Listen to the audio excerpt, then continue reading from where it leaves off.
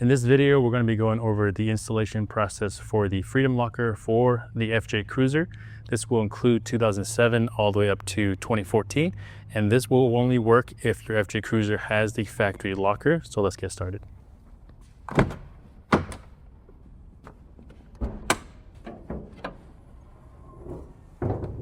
So the first thing we need to do is disconnect the negative terminal on the battery.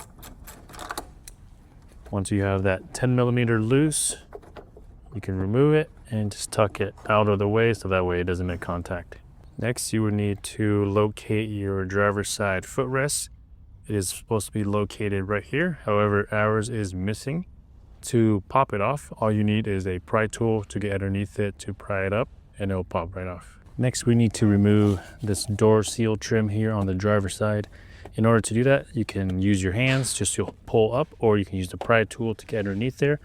We're going to just pull it straight up.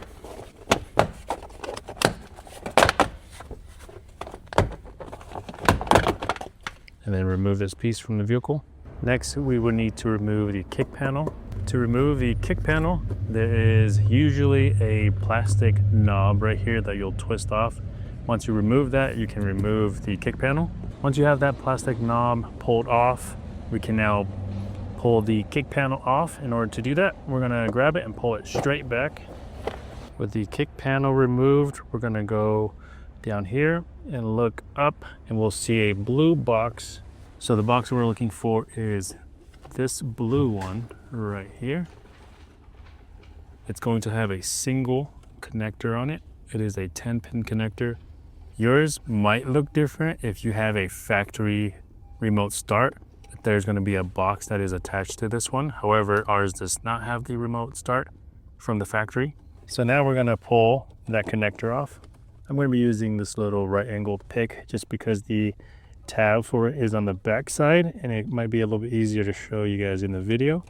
So we're going to depress that, and we're going to slide it down.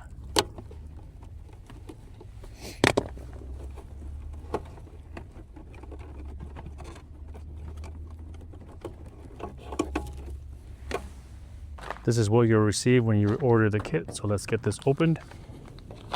So this is what you'll get in the kit. You'll get the thank you card with the QR code to the installation instructions. You'll get some zip ties, the harness, some decals, and the module.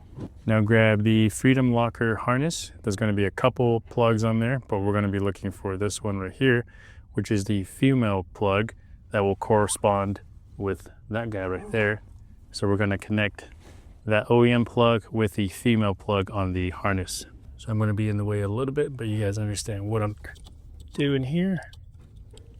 And on the Freedom Locker harness will be a connector that looks just like the one we pulled out of that blue box.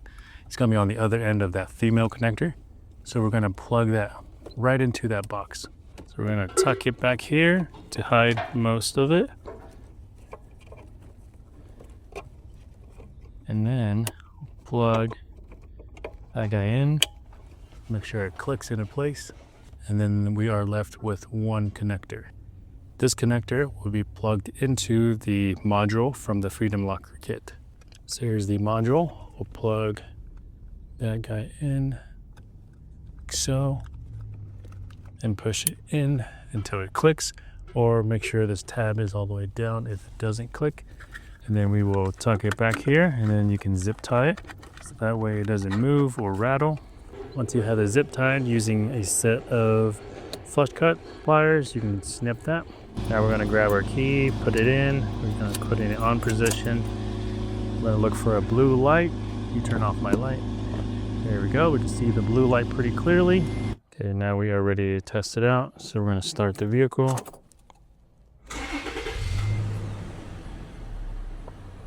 Make sure we don't have any lights on in the dash. Looks like we're good. Click the button for the rear locker. We'll hear a relay clicked down there in the lower dash, and then you'll see the factory locker button start to blink. What we need to do now, put in drive or reverse. And what we need to do is just go forward or backwards. And sometimes if the gears in the rear locker or rear diff is not aligned.